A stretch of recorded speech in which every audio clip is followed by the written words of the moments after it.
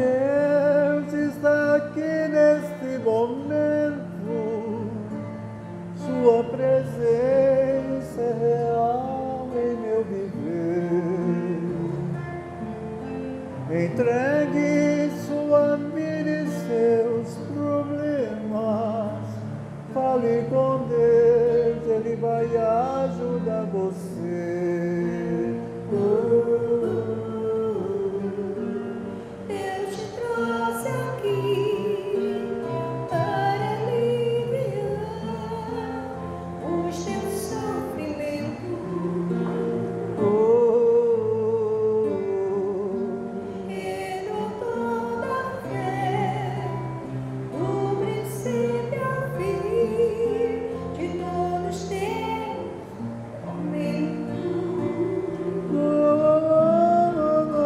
E ainda se vier noites traiçoeiras, se a cruz pesada for, Cristo estará contigo. O mundo pode até fazer você chorar, mas Deus te quer sorrindo. E ainda se vier noites traiçoeiras, se a cruz pesada for, Cristo estará contigo. O mundo pode até fazer você chorar, mas Deus te quer sorrindo.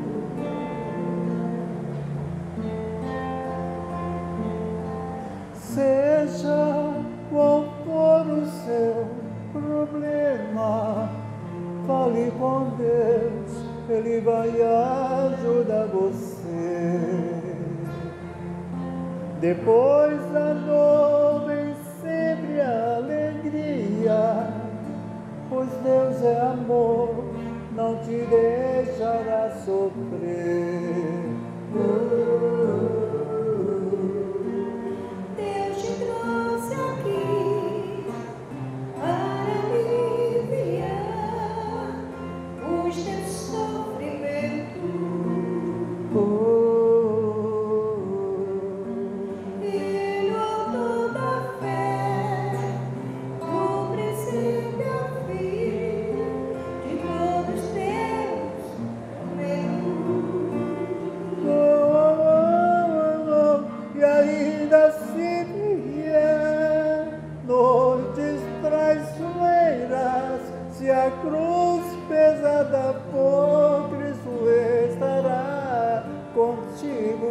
O mundo pode até fazer você chorar, mas Deus te quer sorrindo.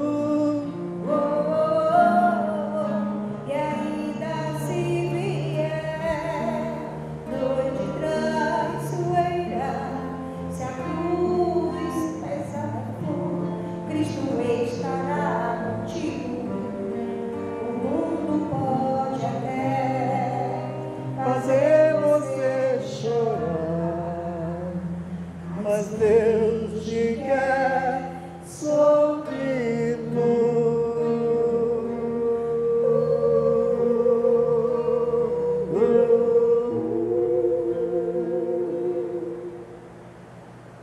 Boa noite. Bom, convidar os pobres e estrupiados aqui no Evangelho, que a vossa mão esquerda não saiba o que dá a vossa mão direita, ele vem logo explicando aqui, os Espíritos vêm mostrando que isso era mais para causar um impacto, porque na verdade o centro do Evangelho é uma palavra que a gente costuma conviver com ela, seja diretamente conhecendo a palavra ou então praticando essa palavra. A palavra nada menos é que reciprocidade. E quando a gente traz para a noção de amor, como dizia o Chico Xavier, que ele falava, perguntaram a ele, o que ele desejava para as pessoas? Ele dizia, eu desejo que vocês amem. amem como Jesus, né? Amai-vos como Jesus vos amou. Porque Jesus nos amou com um tipo de amor que não exigia nada em troca, que não queria sequer o reconhecimento ou a compreensão. Então, ele dizia, é um amor totalmente desapegado. É o famoso termo, eu lembro que quando eu fiz o meu primeiro curso superior, e lembro que numa primeira semana, uma professora disse, quem ama liberta. Eu tinha um relacionamento sólido,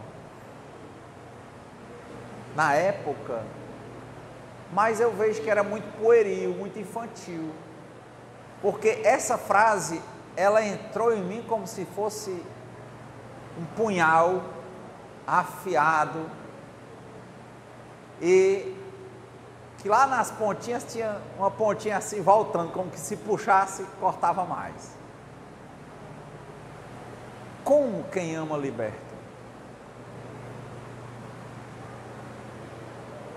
E aí vem a questão da reciprocidade, porque a dificuldade de entender isso, aquela época, tinha a ver com isso, com que tudo que nós fazemos, a gente tem uma espécie de pensar em poupança. Cada coisa que a gente faz por alguém é como se a gente estivesse guardando numa caixa forte. Tanto que o próprio ditado que o pessoal fala é, comparando amigo na praça com dinheiro na caixa.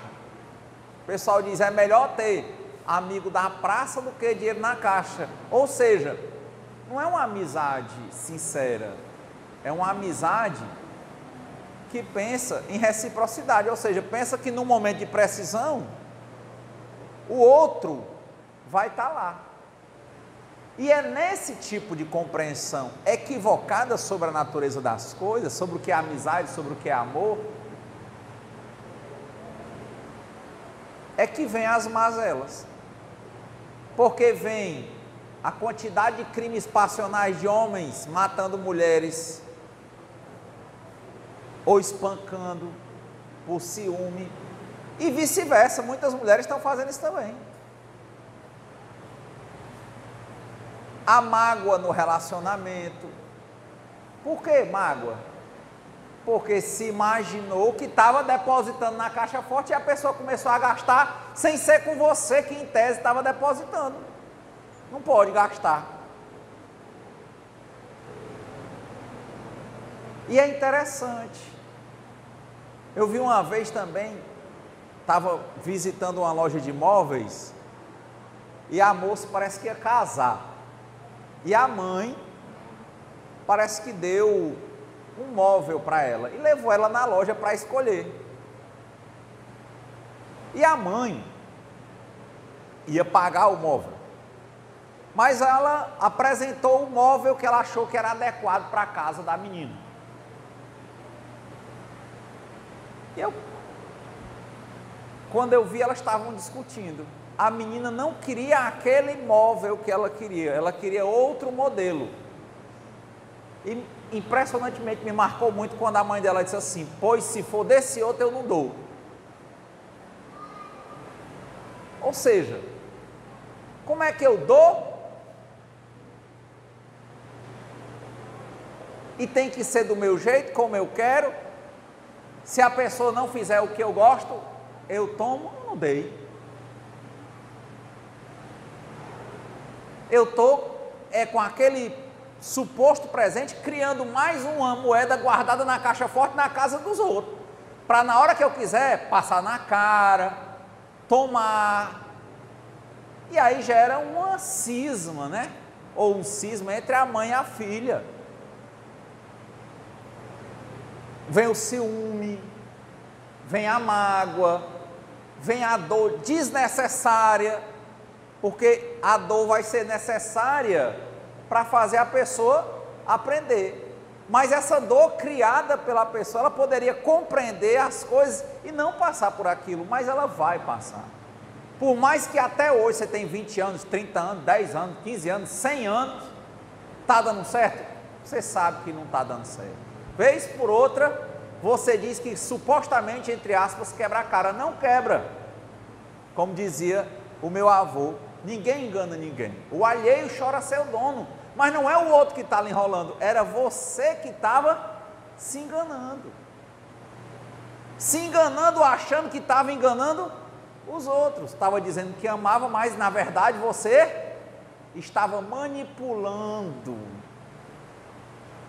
fazendo para os outros, para ver se os outros um dia iam lhe dar de volta, e melhor, com juros e correção monetária. E se não fizer, lá vem a mágoa, a dor, a intriga, começa logo com uma alfinetada, uma ironia e uma famosa passa na cara. Então, esse tipo de relacionamento, ele é doentio. E tudo que é doentio, só pode gerar mais doença. O Renato Russo dizia isso: tudo é dor, e toda dor vem do desejo de não sentirmos dor. Ou seja, você fica achando que nas suas relações você está botando dinheiro numa caixa forte, guardando um bem para depois tomar, para se resguardar, para no futuro não passar uma dor, aí dói. Quer dizer, a dor veio do desejo de não sentir dor. Se nós compreendêssemos que quando o Evangelho diz que a vossa mão esquerda não saiba o que dá a vossa mão direita, e fala de convidar os pobres estrupiados para a sua mesa, e não convidar o rico, o irmão, o amigo, e os espíritos começam a comentar aqui dizendo que isso aqui era para causar um impacto, para a pessoa entender que ela não deve se relacionar esperando algo em troca, ela deve amar de verdade. Quem ama liberta. Amar, na gramática, diz que é um verbo transitivo, ou seja, ele precisa complemento. Quem ama, ama algo, alguém. Mas na realidade, é como um livro que um poeta, escritor, pianista, modernista chamado Mário de Andrade escreveu, chamava Amar, verbo intransitivo, ou seja, quem ama, na verdade, não precisa de complemento. Quem ama, ama. Tira aí quem é mãe, um dos amores mais puros, como Paulo descreve ali em Coríntios. Aquela criança vai sendo gerada e você já ama. Você não sabe nem se vai nascer, não sabe se fala, né, não? Passa um tempão sem ela saber de nada. E quantas mães não têm filhos que nascem com problemas mentais e dizem: esse aqui é o que eu mais amo? Quem já viu isso? Cuida a vida todinha, porque não precisa de algo em troca, ama.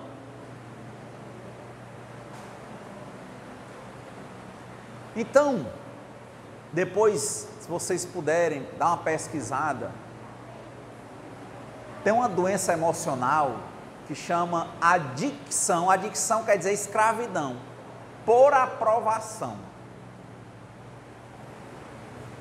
É a coisa que gera mais doença que eu vejo, que praticamente todo mundo tem, mas nega, até porque acha que se for assumir que tem isso, vai ser desaprovado, né? É uma carência de aprovação tão grande.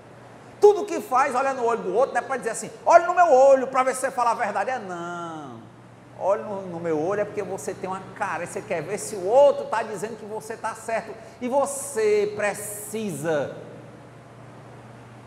por uma compreensão equivocada da natureza das coisas, que os outros lhe achem bonito, sabido, certo. Por isso você gera mais dor, não pede desculpa porque não pode errar.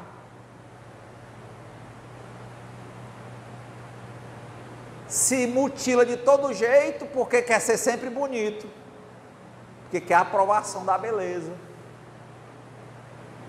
e por aí vai. Adicção à aprovação. E a nossa palavra, como diria na Bíblia, a palavra do homem e da mulher seria sim, sim, não, não. Olha, eu gostei disso, olha, eu não gostei disso. Mas a gente vive criando labirintos intrincadíssimos de manipulação. Nós vivemos, por causa dessa palavra reciprocidade, trabalhando, manipulando os outros. E como dizia Gido Krishnamurti, aquele que escraviza, ele é escravo. Não tem como eu querer manter alguém comigo por vários jogos e eu não estar preso à pessoa. Por quê? Porque eu tenho que estar criando jogos e pastorando se a pessoa está no jogo. Quem escraviza é escravo. E a verdade, o bom era a liberdade. Quem ama, liberta. Quem ama, ama. A amizade, amor, felicidade, sorrisos, são tão poderosos que por si, quando nós fazemos, eles têm um poder imenso de atrair um retorno, a lei do retorno. É a natureza dessas energias. Mas quando nós botamos na nossa cabeça que nós temos que agir na intenção de que o outro nos sirva, não entendemos que é a natureza das coisas, nós nos tornamos manipuladores, nós nos tornamos escravizadores e, consequentemente, escravos.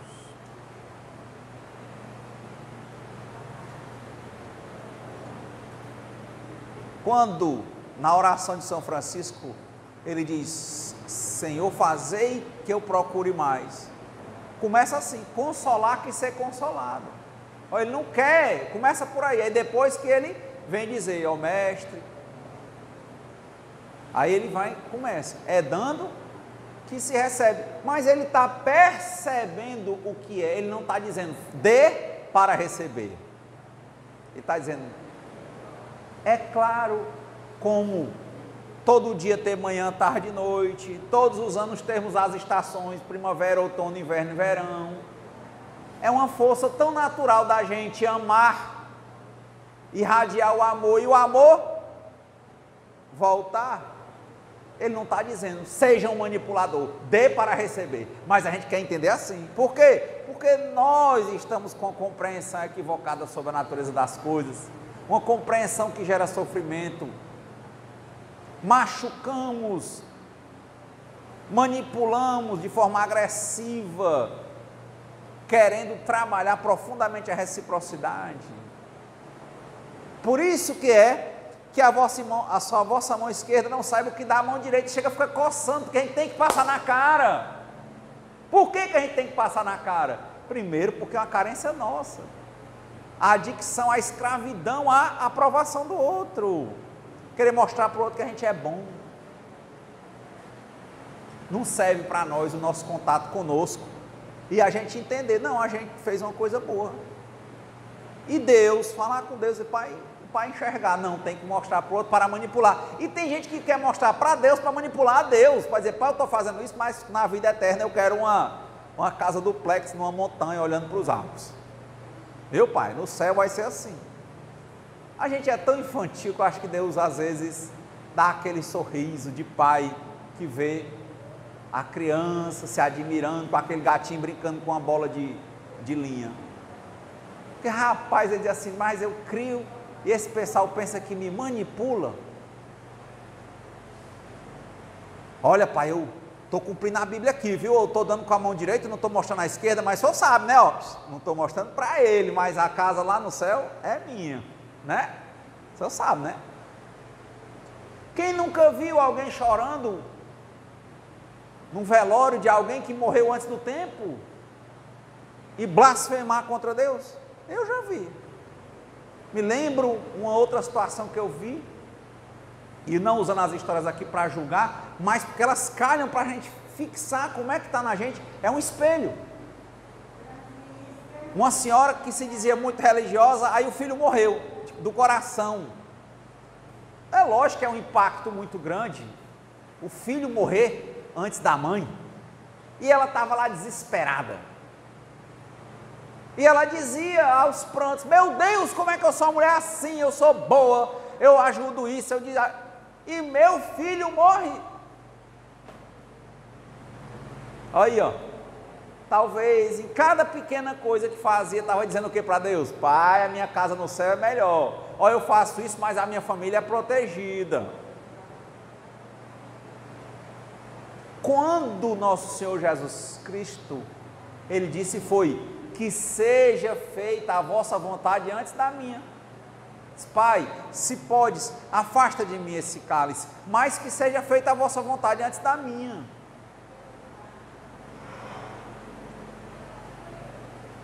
Essa questão da reciprocidade, a gente vê esses depoimentos, por exemplo, dessas casas, pessoas que trabalham com prostituição, tão comum ela dizer assim: rapaz, aqui a gente vem mais, muitas vezes a gente nem faz o programa em si, a gente faz a escutar, a pessoa quer alguém para ouvir. Quem já ouviu isso na televisão, as pessoas falando? Ouvir.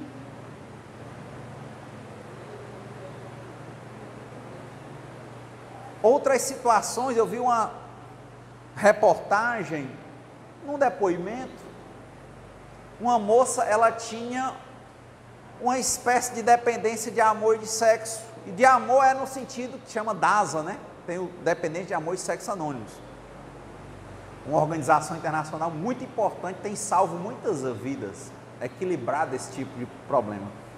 E tem a adicção a relacionamento, por exemplo. A pessoa tinha uma carência muito linda, inteligente, mas ela tinha uma carência, uma baixa autoestima tão grande, que ela precisava toda hora estar se impondo, a beleza dela tinha que fechar quarteirão, e ela com isso conseguia muitos paqueras. Ela tinha uma baixa estima tão grande, que ela se acercava, era difícil ela dizer o não. A dependência dela era muito mais do que sexo. Sexo era só a pontinha do iceberg, era uma carência afetiva, uma dependência. Aí ela não conseguia dizer não, porque ela queria ser confirmada, e ela começou a juntar relacionamentos. Ela chegou a ter mais de 20 relacionamentos ao mesmo tempo. Ela ligava para todos, atendia a todos, ela sabia o que cada um gostava, porque ela precisava de olhar aqueles 20 como se fossem um público. Uma carência muito grande. E como uma marca do padrão DASA é ter vida compartimentada, ela sentia um certo prazer de um não saber do outro. Mas você imagina como é que você organiza a vida para fingir ser aceita por 10 pessoas ao mesmo tempo, todo dia. Ela queria manipular e manipulava, escravizava, ao mesmo tempo ela era escrava. Anos se passaram para ela perceber que a vida dela estava envolvida só em relacionamentos breves, não conseguia fazer nada na vida, não conseguia estudar, porque tinha que dar atenção a um ou outro. Como ela queria mostrar muita força de que ela era sincera para um e para outro, ela não podia deixar de atender, né? Porque senão a pessoa ia ficar com ciúme, e ela queria mostrar um nível de segurança altíssimo. Olha uma coisa intrincada, tudo em cima da reciprocidade.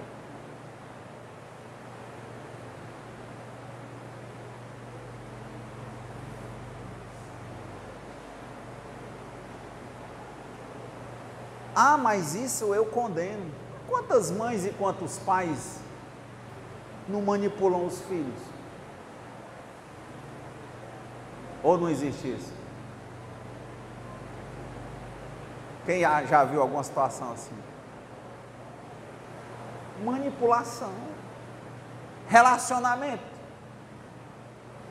A pessoa não gosta. Se você ler aquele livro, As 5 Linguagens do Amor, alguém já viu esse livro? Muito interessante. Ele fala que ele é um terapeuta, uma experiência de muitos anos, e ele trata casais, e ele explicando que, enquanto terapeuta, ele dizendo que uma paixão dura em torno de até 2 anos. Ele dizendo por quê? Porque naquilo ali fica um querendo, geralmente tem um mais dominante e outro mais passivo, aí um mandando tudo e o outro aceitando, até 2 anos, aí o outro começa a dizer um não, aí o encanto acaba.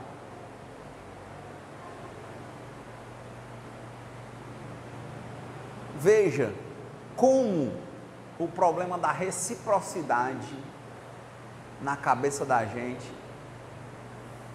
ele é real, ele cria muitos problemas para nós,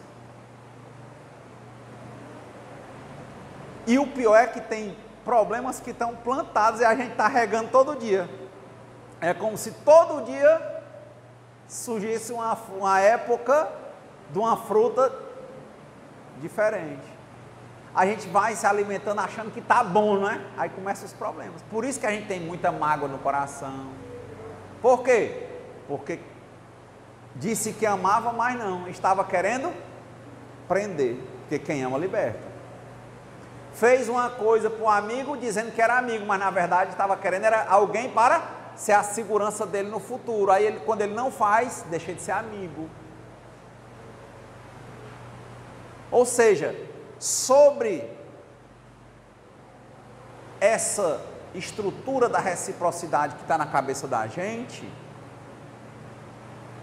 e as relações de manipulação que a gente faz para aparecer como aprovado, confirmado pelos outros, por isso que a gente tem dificuldade de que a mão esquerda faça, a direita não saiba. Porque se eu fizer uma coisa para ninguém saber, como é que depois eu vou poder colher os frutos? Eu não confio na natureza das coisas, eu não confio em Deus, eu estou me colocando como Deus, eu estou querendo manipular e cavar o meu resultado. Quando ele não dá certo, eu fico com raiva, eu fico magoado, eu fico chateado. E aí, por exemplo, o pessoal que está aí dando sopa e tal, se não estiver negociando com Deus, isso é uma coisa que cada um é que tem que avaliar, não somos nós. É muito importante a gente fazer sempre coisas sem estar negociando com ninguém, fazer com naturalidade, sem esperar nada em troca.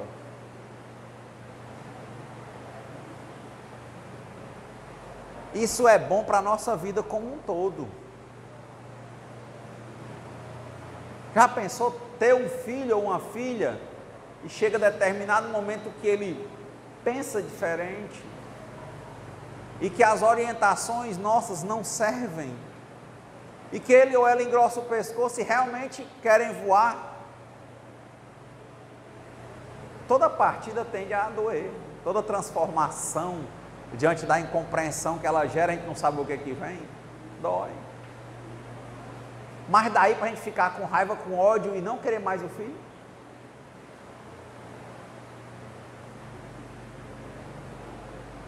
Como a anorexia de amor, que a pessoa tem tanto medo do relacionamento se desmanchar e não dar mais certo, porque já passou por vários relacionamentos, às vezes o próprio relacionamento dos pais foi uma coisa que ele entendeu como que não dava certo. Aí ele tem medo de amar, porque ele tem medo de perder. Ou seja, ele quer uma reciprocidade para se aproximar dele, ele só quer se tivesse um documento que garantisse que ia ser para sempre, sem fim. Amém. Aí ele perde experiências valiosas de vida. Uma construção de aprendizado grandiosa. Por quê? Porque para ele só presta se for fazendo negócio. Só presta se ele tiver garantias do negócio. E os relacionamentos entre as pessoas não têm garantias, tem? Dói dizer, como diz o Camões, mudam-se os tempos, mudam-se as vontades, muda-se o amor, muda a confiança, tudo enfim é mudança. A gente entender que a gente vai ter que fazer a nossa parte, mas não me importa o que é que o outro faça, porque quem ama liberta, quem ama, ama. Se você não me ama, parabéns, mas eu te amo. Eu te amo tanto que eu aceito, que eu tolero, que eu respeito a sua decisão de partir.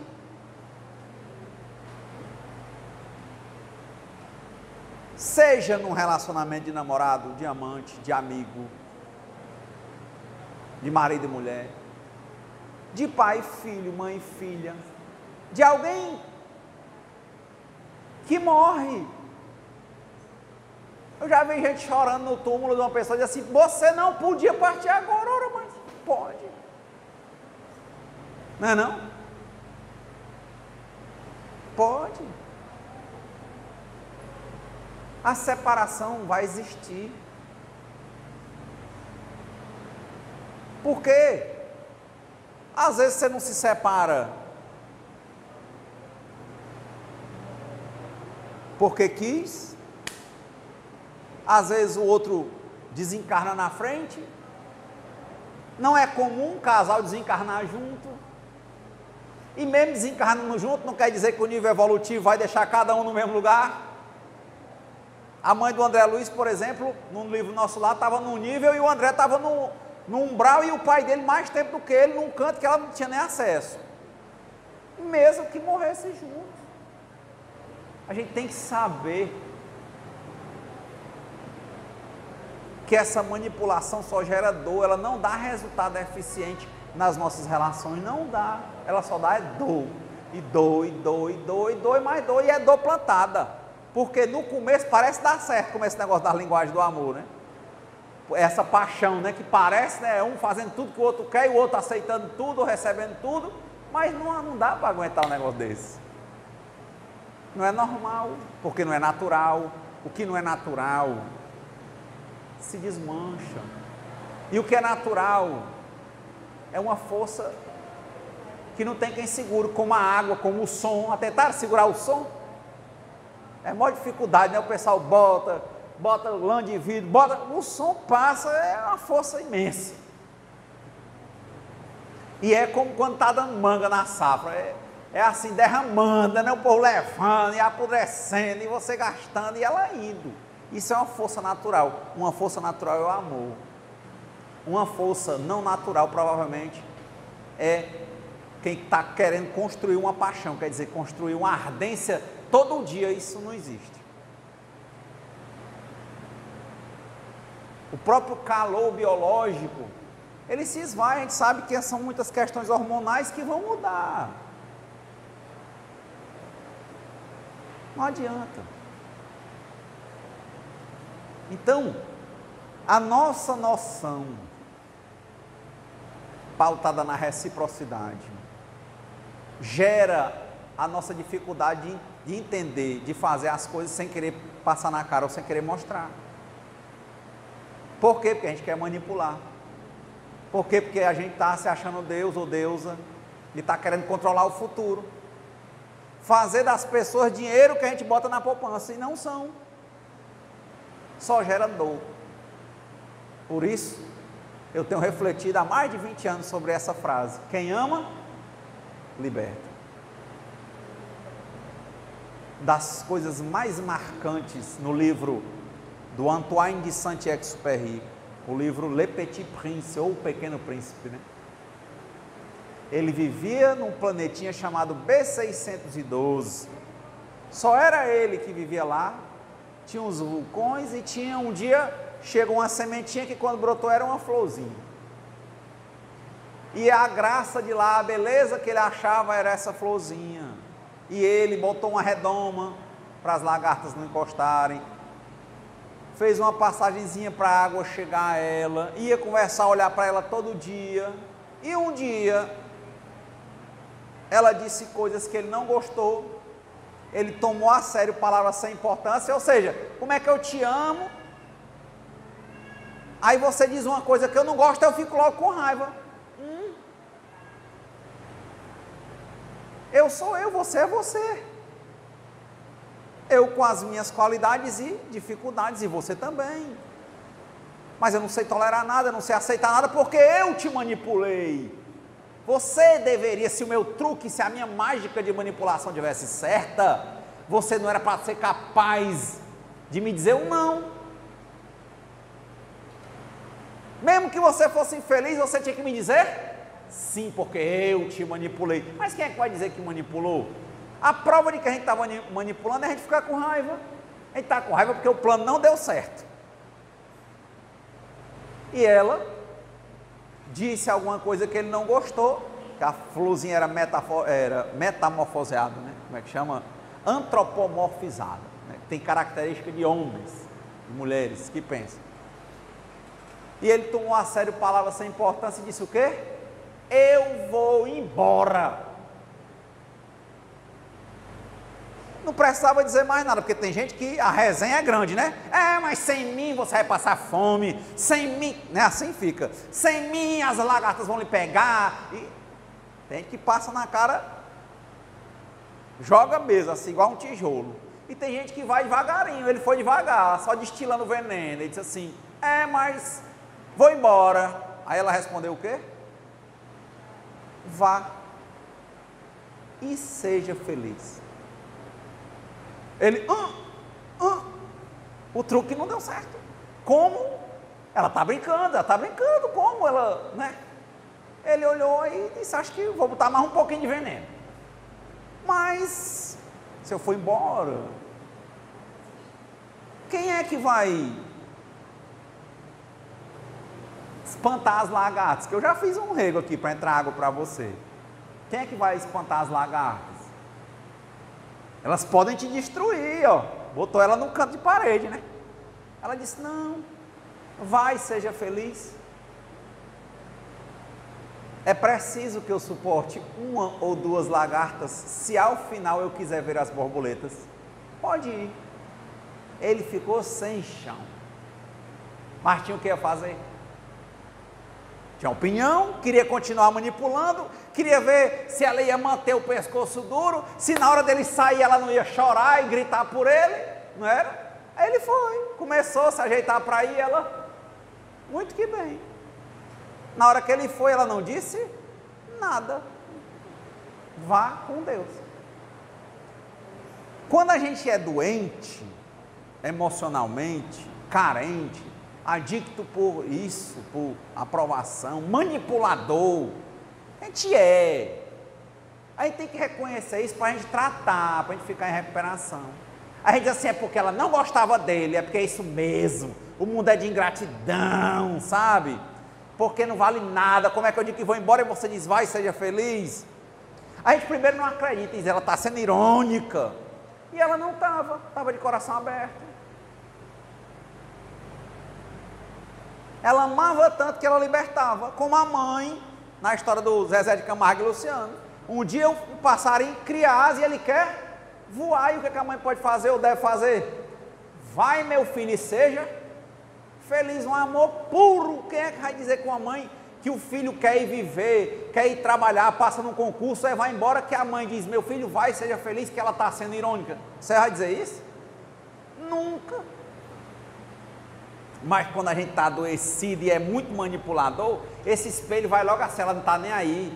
Como é que a pessoa diz que vai embora e ela deixa? É como uma mãe, amor como o amor mesmo de mãe, que cria para o mundo, que deixa o outro livre, que deixa e quer que o outro seja muito feliz. E pensa, se você estiver comigo, eu fico muito feliz. E se você não estiver comigo e estiver bem, eu vou ficar também muito feliz. Mas eu vou sentir muito mais se você ficar aqui sem você querer. Vai, seja feliz. Vai, seja feliz.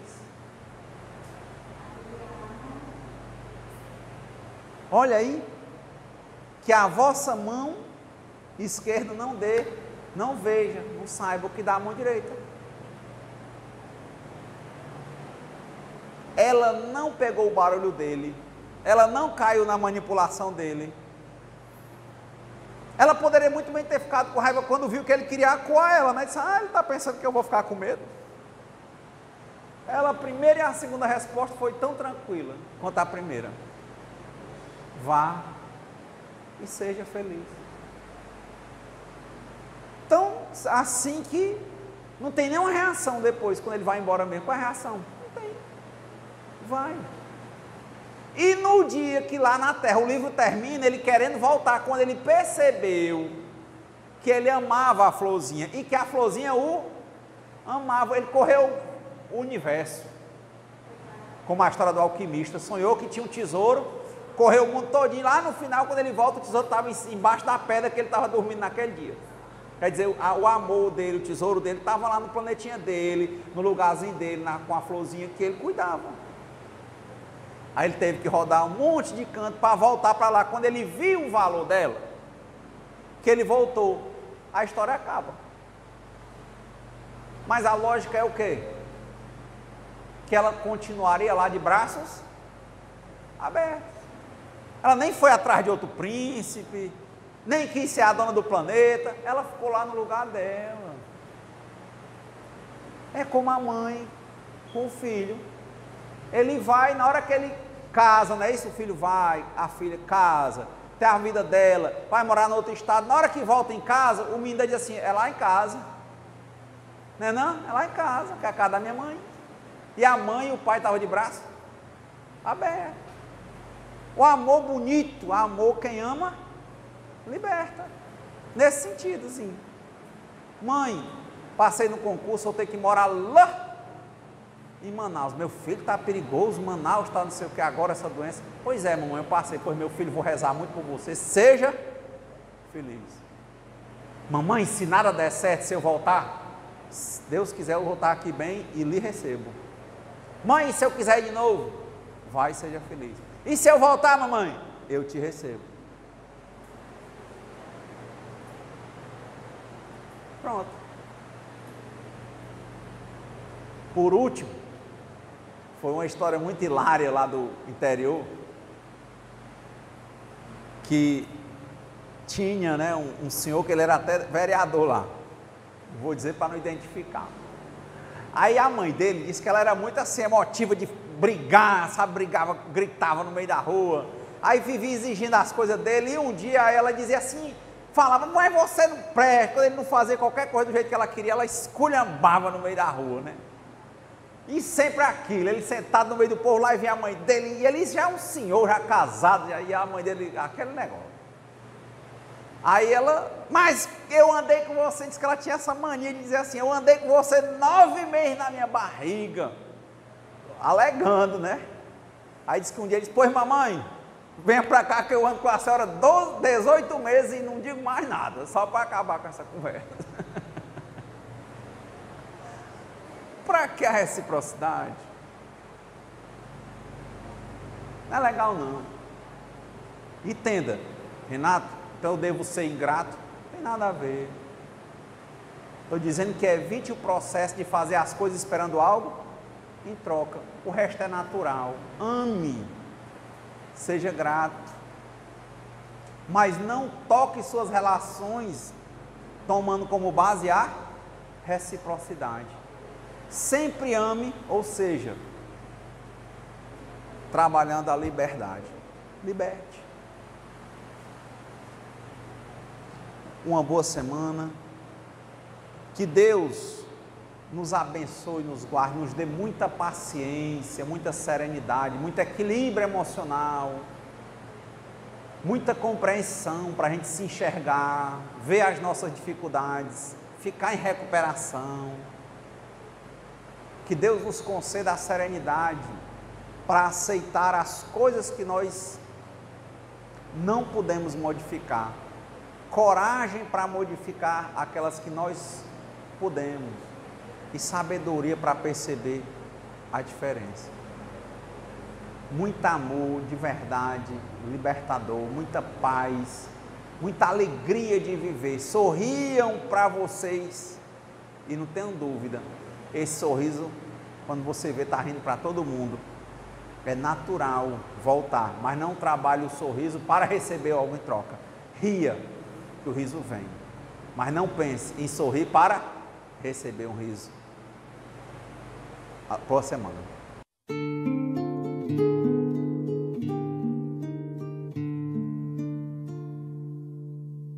Senhor, fazei-me instrumento de vossa paz. Onde houver ódio, que eu leve o amor. Onde houver ofensa, que eu leve o perdão. Onde houver discórdia, que eu leve a união. Onde houver dúvida, que eu leve a fé. Onde houver erro, que eu leve a verdade. Onde houver desespero, que eu leve a esperança. Onde houver tristeza, que eu leve a alegria. Onde houver trevas, que eu leve a luz.